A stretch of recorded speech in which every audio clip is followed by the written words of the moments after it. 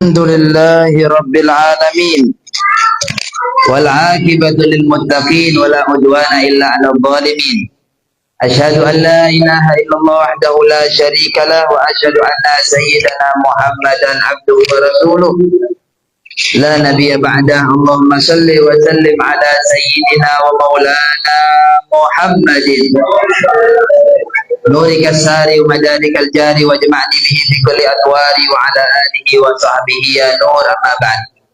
الحمد لله الحمد لله الحمد لله عدد خلقي ورضا نفسي وزنة عرشي ومداد كلماتي.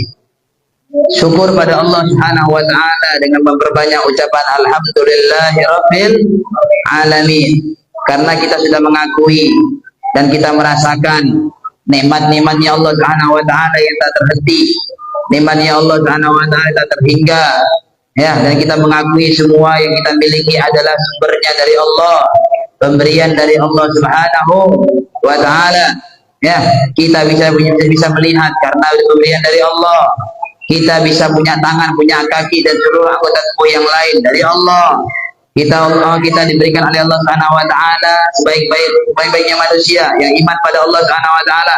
Alhamdulillah kita beriman.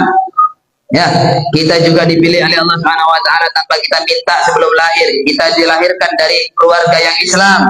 Dan alhamdulillah sampai detik ini kita Islam. Mudah-mudahan insyaallah terus-menerus Islam ini kita bawa sampai nanti kita yang lahat insyaallah. Amin. Sampai jumpa dengan Nabi Muhammad sallallahu alaihi wasallam. Nah, semua nikmat yang diberikan oleh Allah Subhanahu wa taala Allah berikan kepada kita. Zahir wa batin. Nikmat yang zahir maupun nikmat yang batin. Nikmat zahir kita enggak kurang-kurang, alhamdulillah di hidup di dunia penuh dengan kecukupan dari Allah. Ya, kita enggak kurang-kurang makan, kita enggak kurang-kurang minum. Tempat tinggal kita alhamdulillah dicukupkan oleh Allah Subhanahu wa taala. Terlebih lagi nikmat batin yang Allah berikan. Ya, Allah Subhanahu wa taala kirim kita untuk bisa duduk di masjid dengan niat i'tikaf, berpahala setiap menitnya kita duduk. Setiap detiknya kita duduk berpahala. Ya, dari luar kemudian masuk niat i'tikaf. Ya, dapat pahala sunnah. Kalau dia dari luar kemudian niat i'tikaf, dia niat nazar i'tikaf. Ketika di luar, nadartul i'tikaf fi hadzal masjid ma dumtu fihi lillahi ta'ala. Aku bernazar i'tikaf sebelum aku masuk ke masjid ini. Selama aku di dalamnya aku nazar i'tikaf, ya, selama aku di dalamnya lillahi ta'ala, karena Allah.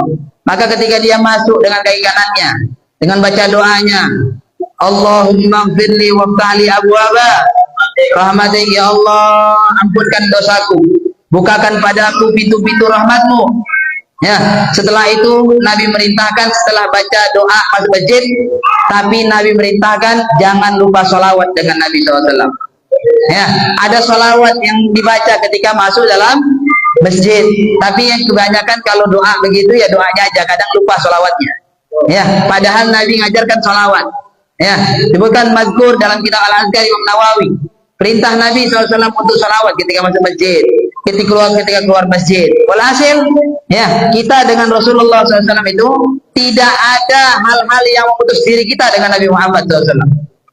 Semua keadaan kita Allah menginginkan untuk bersama dengan Nabi Muhammad Sallallahu Alaihi Wasallam. Semuanya benar. Ya, dari mulai kita kecil lahir sampai kita mati, itu semuanya ada anjuran untuk kebersamaan dengan Nabi Muhammad Sallallahu Alaihi Wasallam. Ya, masuk kemudian ke masjid, dia berhenti sebentar, dia ucapkan aku tunaikan nazarku, aku i'tikaf dalam masjid ini selama aku dalamnya. Maka dia akan memperoleh selama dalam masjid. Berapa jam? Anggap jam 9 datang, kemudian jam setengah 11 selesai. Ya, 1 jam setengah, maka dia selama dalam masjid dia borong semua pahala wajib dari Allah Subhanahu wa taala, karena nazar itu wajib. Nazar itu wajib, ya. Tapi kalau enggak niat nazar, masuk ke masjid, niat i'tikaf, maka dia dapat pahala-pahala sunnah. Walhasil kedua-duanya pahala dari Allah Subhanahu wa taala. Keduanya pahala. Dari sini menunjukkan Allah muliakan kita. Allah berikan kehormatan kepada kita. Selain Allah kasih hidayah pada kita, Allah kasih Islam pada kita, tapi Allah kasih kenikmatan batin pada diri kita. Ya, didudukkan oleh Allah Subhanahu wa taala di masjid. didudukkan oleh Allah Subhanahu wa taala di majelis salim, ya, didudukkan oleh Allah Subhanahu wa taala di pengajian, tempat orang-orang yang berzikir pada Allah Subhanahu wa taala, tempat orang-orang yang berselawat sama Nabi Muhammad sallallahu alaihi wasallam. Allahumma shalli wa sallim. Ini apa namanya kalau bukan hidayah? Apa kira-kira namanya kalau ini bukan petunjuk dari Allah? Apa namanya kalau bukan ini adalah pilihannya Allah Subhanahu wa taala? Islam, banyak orang Islam. Iman, banyak orang yang beriman. Ya. Tapi dengan Islamnya orang yang banyak tersebut, apakah semuanya dipilih oleh Allah Subhanahu wa taala untuk hadir di majelis salim? Apakah semuanya dipilih oleh Allah Subhanahu wa taala untuk bisa duduk bersama orang-orang yang berzikir sama Allah? Yang mana orang berzikir sama Allah diperintahkan, Allah merintahkan kepada Nabi Muhammad SAW dalam Al-Quran. Ya, Allah merintahkan Nabi Muhammad senantiasa berada dalam kelompok orang-orang yang berzikir sama Allah.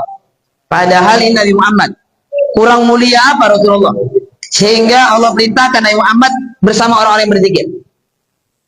Ya, bersama orang-orang yang berzikir sama Allah Subhanahu wa taala. Ya, menunjukkan ini kemuliaan dari Allah Subhanahu wa taala untuk kita. Syukur alhamdulillahirabbil alamin. Mudah-mudahan nikmat ini tidak dicabut oleh Allah Subhanahu wa taala. Nikmat ini tidak diputus oleh Allah Subhanahu wa taala. Niat insyaallah, niat. Allah sudah muliakan kita. Allah sudah beri kehormatan pada kita. Niat untuk beristiqamah. Niat untuk senantiasa menjaga nikmat ini. Jangan kemudian terpengaruh dengan hal-hal yang lainnya sehingga kita kemudian jauh dari Allah, jauh dari kelompok zikir, jauh dari kelompok salawat dengan Nabi Muhammad sallallahu alaihi wasallam. Adapun orang yang kemudian diundang, orang yang diajak tapi tidak mau, tapi sengaja untuk tidak hadir, atau dia khawatir takut ini pengajian apa atau apa, ya, dia kemudian mempertanyakan apakah ini sesat atau tidak, ya, atau mempertanyakan kenapa ada hadroh, ada gedang-gedang di dalam masjid, ya, kemudian dia kemudian berbicara sama orang, mengatakan A, B, C, D segala macam dengan menjelek-jelekkan, itu menunjukkan Allah Subhanahu wa taala tidak kepingin dia masuk dalam hal ini. Allah Subhanahu wa taala tidak kepingin dia hadir dalam kelompok ini. Ya, tidak dipilih oleh Allah Subhanahu. Belum kenal kemudian sudah suudzon. Belum kemudian tahu kemudian dah buruk sangka. Ya, ini bukan ajaran Nabi Muhammad sallallahu alaihi wasallam. Ajaran Nabi Muhammad adalah sebelum kenal bahkan sekalipun tetap terlebih dahulu adalah sapa, assalamualaikum. Assalamualaikum. Bukan kemudian belum kenal kemudian suudzon, belum kenal kemudian buruk sangka, belum kenal kemudian menuduh. Naudzubillah min dzalik. Itu bukan ajaran Rasulullah SAW. Ya, maka dia sebutkan syukur alhamdulillahirabbil alamin. Mudah-mudahan insyaallah nikmat semisal ini dijaga oleh Allah Subhanahu wa taala. Amin. Ya rabbal alamin. Yang istiqomah semakin istiqomah lagi insyaallah. Yang senantiasa upaya niat untuk hadir di setiap malam Ahadnya. Mudah-mudahan Allah mudahkan semua urusannya dunia wal akhirah. Amin. Ya rabbal alamin. Kemudian salawat dan salam mudah-mudahan senantiasa kita haturkan dan kita hadiahkan untuk Nabi kita Muhammad sallallahu alaihi wasallam. Allahumma salli wa sallim wa barik alaihi wa ala alihi. Mudah-mudahan dengan senantiasa memperbanyak salawat dengan Nabi Muhammad, insyaallah semua urusan kita di dunia dan akhirat dimudahkan oleh Allah Subhanahu wa taala. Amin ya rabbal alamin. Tidak ada nama setelah nama Allah, ya, tidak ada nama setelah nama Allah Subhanahu wa taala yang lebih menenteramkan hati, yang lebih menenteramkan pikiran, yang lebih kemudian membuat terbang jiwa ini, yaitu selainkan nama tersebut adalah nama Nabi Muhammad sallallahu alaihi wasallam. Ya. Nama Allah sebutkan dalam Al-Qur'an. Ala bi dzikrillahi tatmainnul qulub. Dengan zikir sama Allah, ketahuilah oleh kalian, dengan zikir sama Allah akan tenang hati. Orang yang zikir sama Allah pasti tenang. Karena apa? Saya yakin bahwasanya zikir sama Allah Allah Subhanahu wa taala enggak mungkin bohong dengan firman-Nya. Zikir sama Allah dapat menyebabkan tenangnya hati. Ya, akan tenangnya pikiran, tenang semua tubuh kita, lebih nikmat, merasa terbang, merasa hidup ini kemudian bahagia. Ya. Kalau yang dirasakan orang pengantin baru ketika naik di pelaminan, setelah akad nikah, naik di pelaminan, duduk bersanding dengan istrinya atau suaminya, ya, bagaimana hatinya berbunga-bunga, ceria dan bahagia ketika itu. tapi rasa yang dia rasakan tidaklah lebih baik, tidaklah lebih bahagia dibandingkan ketika seorang berzikir dengan Allah Subhanahu wa taala. Ya, seberapa nikmat kira-kira orang yang duduk bersanding sama istrinya baru pernikahan, ya, senang luar biasa. Tapi itu ya masih di bawahnya lagi, di bawahnya. Lebih nikmat ada lagi, lebih bahagia lagi, lebih tenang ada lagi ketika seseorang hamba dia zikir sama Allah Subhanahu wa taala. Ya, dia ingat Allah Subhanahu wa taala. Ala bi dzikrillah tatmainnul qulub. Ya, maka kita kumpul di sini zikir. Dari kita mulai dari awal baca zikir, rotip-rotipnya, kita baca wirid-wiridnya macam-macamnya. Ya, zikir sama Allah. Tambah lagi kemudian suratul muluknya. Ya, surah Al-Muluk yang Nabi kepingin mengatakan bahwa saya Nabi bersabda, ya, ini sesungguhnya aku, kata Nabi, aku kepingin untuk setiap umatku berada dalam hati mereka suratul Muluk. Kepingin aku supaya semua umatku ini semuanya masuk dalam hatinya surah Al-Muluk. Lengket dalam hatinya surah Al-Muluk. Ya, oleh itu kita berupaya setiap majelis ada surah Al-Muluk. Kalau santri di pondok setiap malam semisal ini, ya, dia nggak maulid ya malam. Maulid itu malam Jumat sama malam Ahad saja. Ya, malam Jumat sama malam Jumat di pondok, malam Ahadnya keliling-keliling. Ya, di tempat-tempat di mana kira-kira ada permintaan dari orang. Walhasil tiap malam wiridnya santri habis sholat isya wirid terus sampai kemudian akhiri dengan surah Al-Muluk tadi. Ya, karena kan Nabi SAW suratul Muluk hiyal mani'a min adabil qabr. Ya, surat Al-Muluk itu dapat mencegah seseorang dari adab kubur. Kalau dia kemudian dah baca surah Al-Muluk, meninggal dunia, pasti insya Allah dia tidak akan kena sentuh dengan adab kubur. Insya Allah. Kita baca tadi kan, supaya apa dibaca terus-terusan di malam Ahad? Supaya mohon maaf yang mungkin kita di rumah, ya, waktu kita nggak banyak atau lalai, kita banyak lalainya, ya, lupa dengan baca surah Al-Muluk. Ketika duduk di majelis Syababul Mustafa malam Ahad, kemudian teringat karena didorong, ada motivasi, ada mengingatkan, ada anak-anak santri yang kemudian baca surah Al-Muluk. Kita pun juga buka handphone, buka HP, kita baca juga surah Al-Muluk. Ya, harapan mudah-mudahan dengan sering-sering mendengar, insya Allah itu surah Al-Muluk masuk dalam hati kita, masuk dalam hati. Ini ya, itu surah Al-Muluk. Ya, maka oleh sebab itu, maka majelis misal ini adalah majelis full dengan kebaikan, full pahala dari Allah Subhanahu wa taala. Meskipun mohon maaf kalau dibandingkan dengan kafe-kafe yang sekarang di malam Ahad yang terbuka, jauh lebih banyak mereka jumlahnya. Ya, jauh lebih ramai mereka. Tapi mohon maaf kita nggak cemburu dengan keadaan semisal itu. Kita nggak kepingin kemudian kumpul-kumpul dengan kelalaian dari Allah Subhanahu wa taala. Kumpul-kumpul penuh dengan ghibah, ceritakan orang lain. Kumpul-kumpul kemudian menarik murka dari Allah. Nggak kepingin kita, nggak punya kemudian kepingin semisal itu tidak. Ya, tapi yang kita kepingin adalah kumpul bersama, ya, kumpul beramai-ramai dari dari daerah yang bermacam-macam, dari daerah yang berbeda-beda, kumpul bersatu, kemudian kita zikir sama Allah Subhanahu wa taala. Kemudian kita salawat sama Nabi Muhammad sallallahu alaihi wasallam. Itu yang kita kepingin. Karena mohon maaf, ya, hidup di dunia berapa lama kita nih, Bang? Ya, berapa lama? Ya, kalau nggak semisal ini hari-hari kita, kalau nggak untuk Allah dan bukan untuk Rasulullah SAW, kemudian untuk apa kita hidup di dunia? Coba pikirin. Kadang kita merenung, ya, hari-hari begitu, dari mulai terbit matahari, terbenam matahari, terbit lagi matahari, terbenam matahari, sampai usia udah 20, sampai usia udah 30, sampai usia 40, 50. Kira-kira hidup kita ini untuk apa? Ya, kalau bukan untuk semisal ini, zikir, salawat, ngaji, duduk di masjid, itikaf, berkawan dengan orang-orang baik, ya, mendengarkan hal-hal baik, berucap dengan ucapan yang baik, kita arahkan semua tubuh kita untuk kebaikan.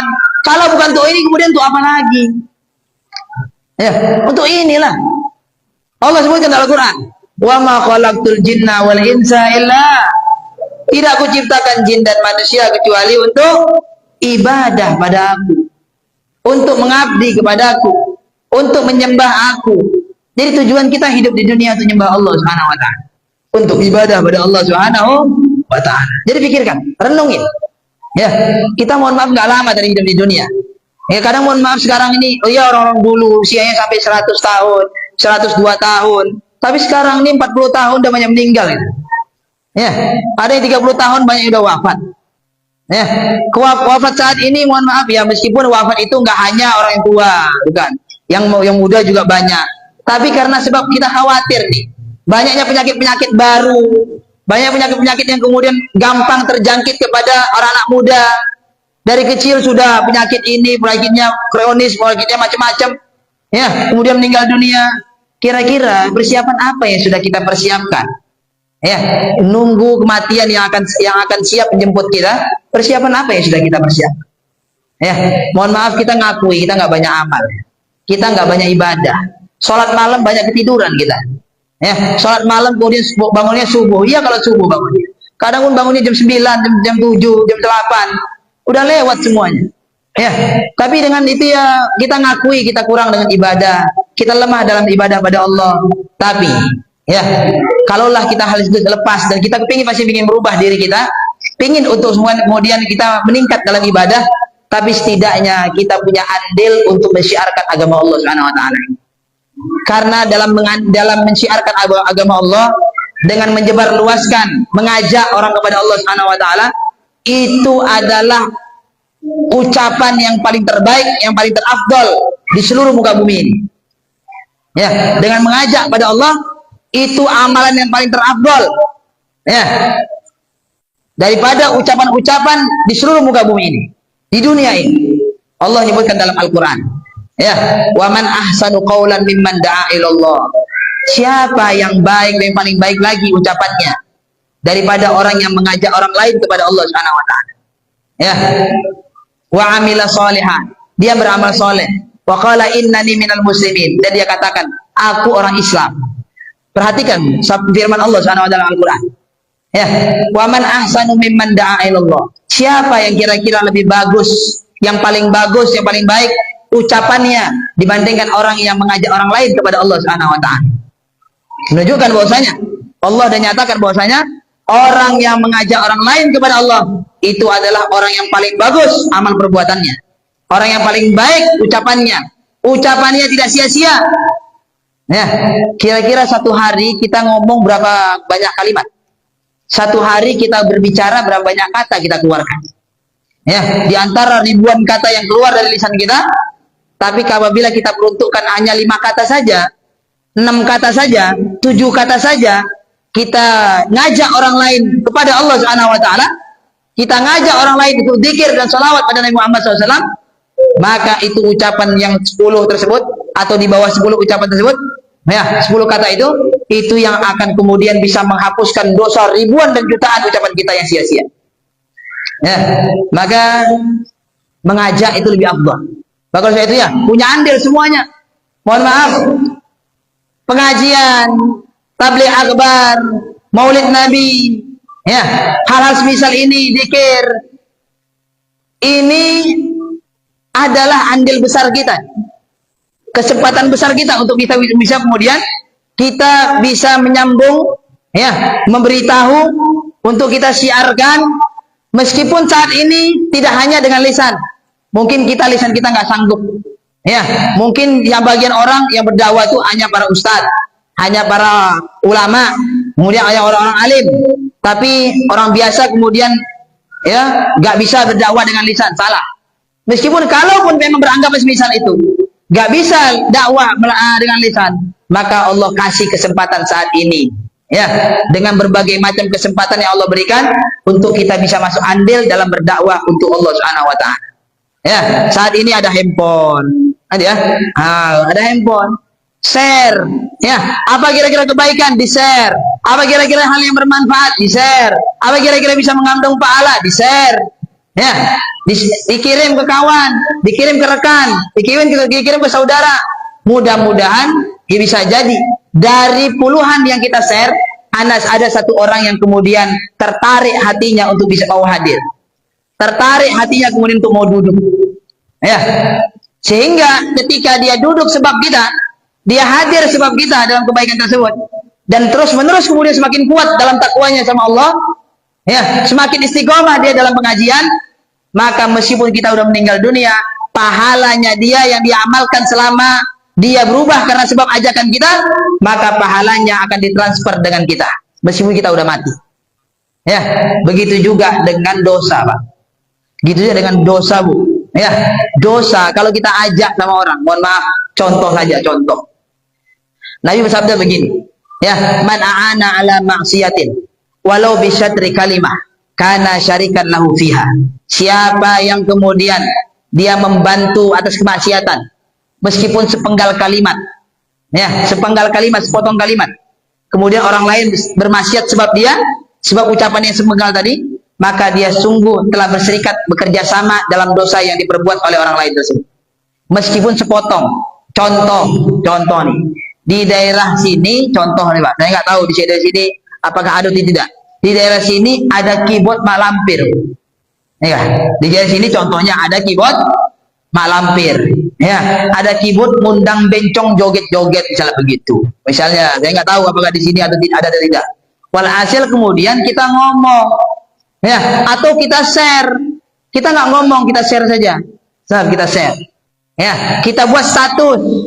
Dan ada keyboard memperingati ini, apalagi sebentar lagi bulan ini habis Juli, kemudian Agustus 17-an. Ya. Iya 17-an kalau dibuat untuk hal-hal positif. Lombanya lomba positif, tapi kadang mohon maaf nggak jarang juga dari umat Islam kemudian buat hal-hal yang kemudian bermaksiat sama Allah Subhanahu wa taala. Ngundang biduannya, joget-jogetnya sampai tengah malamnya, bahkan sampai subuh. Naudzubillah min dzalik. Dosa semua itu. Kemudian kita buat status, ada keyboard di sini.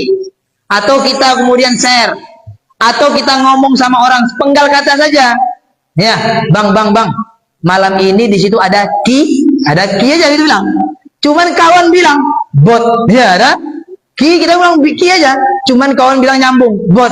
Terjadilah satu kalimat yang sempurna, keyboard. Sehingga orang kemudian yang datang yang kita sampaikan tadi, yang kita ucapan kita sepenggal tadi, kemudian dia hadir ke keyboard itu, kita pun juga akan ikut andil dalam dosanya. Ya, kalaulah dosanya begitu dalam hal maksiat dan dosa, maka seharusnya pahala pun begitu. Ketika kita kemudian ngajak orang dalam kebaikan, maka untuk kita pahala dari Allah Subhanahu wa taala.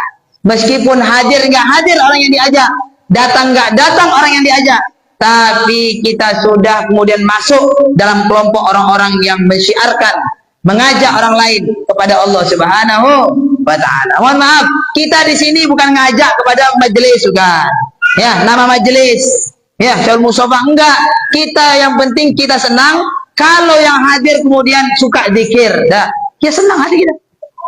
Yang hadir suka sholawat, senang hati kita. Ya, mau kenal nggak kenal dengan Syaikhul Mustafa nggak apa-apa. Yang penting suka zikir, suka sholawat, dah selesai. Ya, yang penting cinta Allah, cinta Nabi Muhammad SAW, selesai. Nggak penting kemudian ingat nama, nggak penting. Nggak penting kemudian ingat pondok, dah. Yang penting cinta sama Allah, dah. Mohon maaf, saya sering sampaikan di majelis-majelis. Ini menunjukkan saya ingin bersatu. Antar majelis ingin bersatu, antar ustadz ingin bersatu, antar BKI masjid ingin bersatu. Ya, ingin bersatu sama-sama. Jangan pandang kemudian di majelis ini aku bukan di kelompok ini. Oh, ini pengajian ini aku bukan di kelompok ini. Bukan begitu. Kita ini umat Islam satu sama, wala tafarruqu, jangan berpecah belah. Ya, kita ajak semuanya, siapa yang mau hadir. Ya, bahkan kita undang kadang, kita ajak. Ya, ingin bersatu, karena persatuan itu jadi misinya Rasulullah SAW. Kalau bukan nggak ada persatuan, rasanya mohon maaf kaum Ansor dan Muhajir nggak akan bersatu. Tapi karena disatukan oleh Nabi SAW, dipersaudarakan oleh Rasulullah SAW, sehingga satu hari bersaudara, sudah rela saling memberi, sudah rela saling berbagi. Ya, inilah ya visi-misinya Nabi Muhammad Sallallahu Alaihi Wasallam. Maka saya itu, ya kita ajak semuanya. Ya, ada kesempatan besar untuk kita bisa mengajak sebanyak-banyaknya. Gunakan handphone. Ya, kita banyak kemudian mohon maaf buat status kita pergi jalan-jalan, status pergi makan, status pergi ini. Tapi kemudian nggak pernah di statusnya kita kemudian nempel status untuk ngajak zikir sama Allah Subhanahu wa taala. Ya, waihak, celaka ini handphone. Celaka handphone kalau nggak ada kemudian status ngajak kebaikan nggak ada. Ya, hancur nih handphone nih, bisa menyebabkan kita hancur nanti di hari kiamat. Gara-gara handphone kemudian kita bisa celaka di hari kiamat. Alhamdulillah minta. Ya, maka buat status yang kira-kira manfaat, pahala, ya, ibadah pada Allah Subhanahu wa taala, ngajak. Ya, alhamdulillah, syukran jazakumullah khair. Ya, Masjid Baitur Rahman. Ya, kita dibuka pintu untuk kita bisa masuk di sini. Ya, kita buat maulid di sini, buat pengajian di sini. Ya, syukran jazakumullah khair, makasih banyak kepada BKM Masjid dan juga masyarakat tempat yang hadir.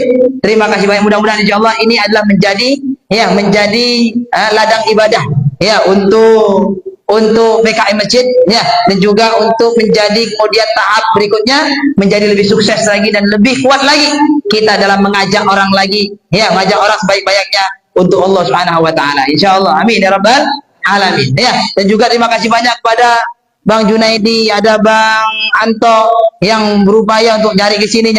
Mohon maaf, ya kita sebenarnya di akhir-akhir ini memang banyak kosong jadwal. Banyak kok kosong. Tapi alhamdulillah ada yang bantu carikan, ada yang bantu di mana mau diletakkan. Ya. Ya, mau dibuat di mana? Karena yang tujuan kita adalah pingin nyebarkan zikir dan sholawat, dah berhenti dah. Gak ada lagi yang lain, niat yang lain. Ya, bukan untuk kita ngajak kepada masyarakat, ngajak kepada majelisnya kita, bukan. Ngajak untuk kemudian hadir senantiasa atau hanya cinta kepada majelis dan pondoknya kita, tidak.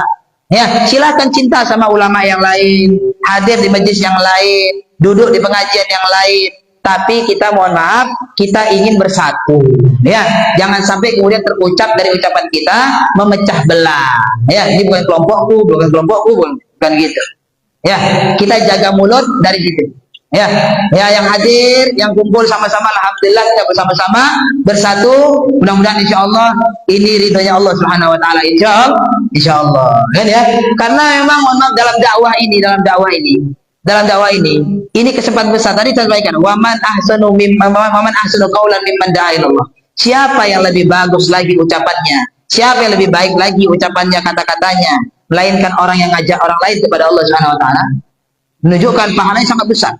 Ulama mengatakan bahwasanya pahala yang tak terduga-duga nanti di hari kiamat adalah yang kita mungkin heran dari mana dapat pahala yang besar ini. Ketika di hari kiamat ditunjukkan, dibuka lemari pahala kita, luar biasa besarnya, luar biasa banyaknya, memenuhi langit, memenuhi gunung semuanya. Ya, pahala tersebut didapatin. Hal itu didapatin adalah karena sebab ada andil kita dalam dakwah kepada Allah Subhanahu wa taala. Itu yang lebih besar pahalanya tanpa diduga-duga nanti dari kiamat. Ya, bahkan kalau disebutkan ada hewan, ya, hewan, berarti kan hewan ikut andil dalam dakwah, ngajak orang lain kepada Allah. Hewan mohon maaf, dia punya otak tapi nggak punya akal. Ya, ucapannya yang ngomong siapa yang paham, dia ngucapin. Siapa yang paham kemudian bahasanya hewan. Tapi hewan ketika itu di zamannya Nabi Sulaiman ada namanya burung hudhud. Burung hudhud itu ketika itu dia ghaib, dia nggak hadir. Nabi Sulaiman beserta bala tentaranya berjalan lagi menuju ke suatu tempat. Ya, Nabi Sulaiman, bala tentaranya semuanya. Karena Nabi Sulaiman punya mukjizat. Mukjizat Nabi Sulaiman adalah bisa berbicara sama hewan, bisa mengendalikan angin, ya kan? Bisa mengerti ucapannya hewan, ya, bisa mengatur jin-jin semuanya.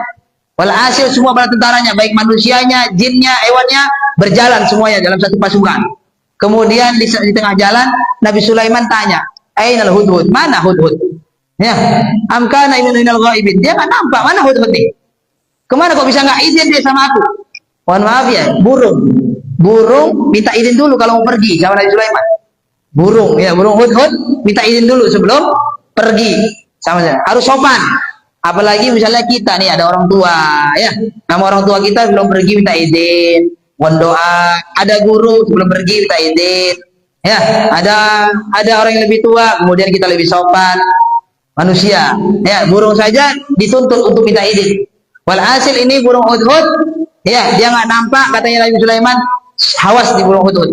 Kalau dia balik, ya, tidak memberikan kabar berita yang manfaat untukku, akan kusembelih.